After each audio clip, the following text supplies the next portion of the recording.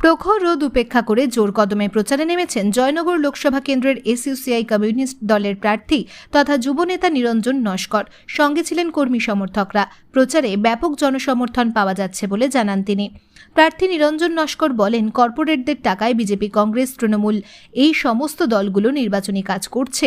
এরা যদি নির্বাচিত হয় তাহলে জনগণের বিভিন্ন গণতান্ত্রিক অধিকার, শিক্ষা, স্বাস্থ্য সমস্ত কিছু কেড়ে নেওয়ার আইন পাশ করবে।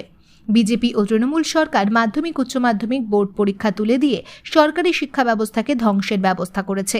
এর বিরুদ্ধে শিক্ষাকে বাঁচাতে একমাত্র লড়াই আন্দোলন সংগঠিত করেছে এসইউসিআই কমিউনিস্ট দল।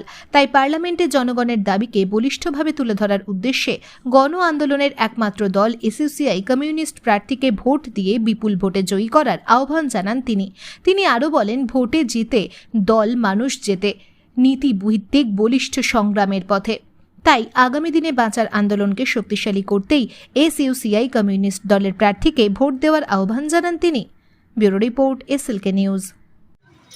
আমরা মানুষের কাছে যে দাবি নিয়ে যাচ্ছি, গণ আন্দোলনের পার্টি, গণ আন্দোলনে বিশ্বাসী বামপন্থা কাটিয়া, আমরা মনে করি জয়নগর লোকসভা কেন্দ্রে আজকের হাসপাতালের সমস্যা, আজকের যোগাযোগ ব্যবস্থা, রেল রুট সম্প্রসারণ, নতুন রেল লাইন, আজকের ওখানে মাতলা নদীর উপরে যে রেল লাইন সম্প্রসারণের বিষয় ছিল সেটি কাজও করা হয়নি।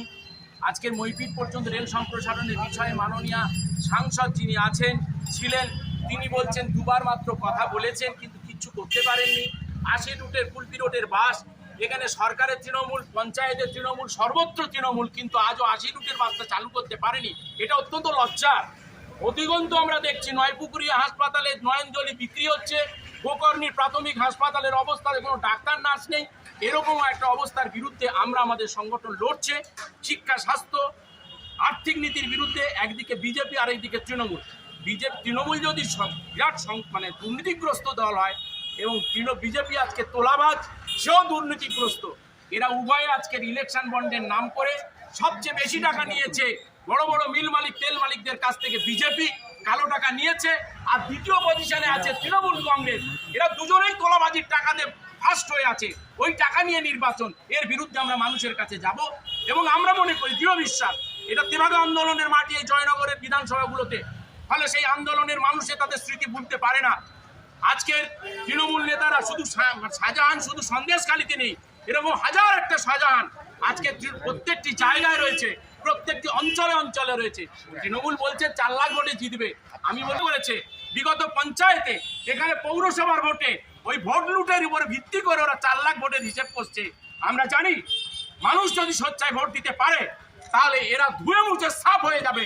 এই বিজেপি এবং তৃণমূল আজকে সারা ভারতবর্ষে যে বিজেপি আজকে যে জিনিস করছে, আজকে সন্দেশখালীতে নারীর অত্যাচার, ওখানে গিয়ে ঘরে ঘরে তৃণমূল দয়া ভিক্ষা চাইছে, মাফ করে দাও বলছে। কেন?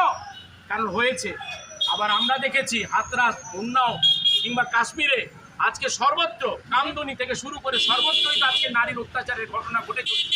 মদের প্রসাদ এরাই করছে। ঘরে ঘরে দুয়ারে মদ পৌঁছেছে। শুধু সরকার দুয়ারে যায়নি, দুয়ারে মদ নিয়ে গেছে। আজকে 20,000 কোটি টাকা মদ থেকে উপার্জন করছে, সেটা থেকে লক্ষ্মীর ভান্ডারে টাকা দিচ্ছে। তাই নারীর সম্মান আজকে বঞ্চিত। তাই আমরা মনে করি ওটা যদিও মানুষের ট্যাক্সের টাকা, তহবিলের টাকা, মানুষ পেতে বাধ্য, মানুষের উপকার পায়। এক্ষেত্রে আমি দৃঢ় বিশ্বাস, মানুষ এই জনবিরোধী তৃণমূল এবং বিজেপির জনবিরোধী নীতির বিরুদ্ধে আন্দোলনের রাস্তায় আমরা যতটুকু নিয়ে যেতে পেরেছি, মানুষ এর পক্ষেই ভোট দেবে, গণ আন্দোলন শক্তিকে ভোট দেবে। এ বিষয়ে আমি 100% আস্থা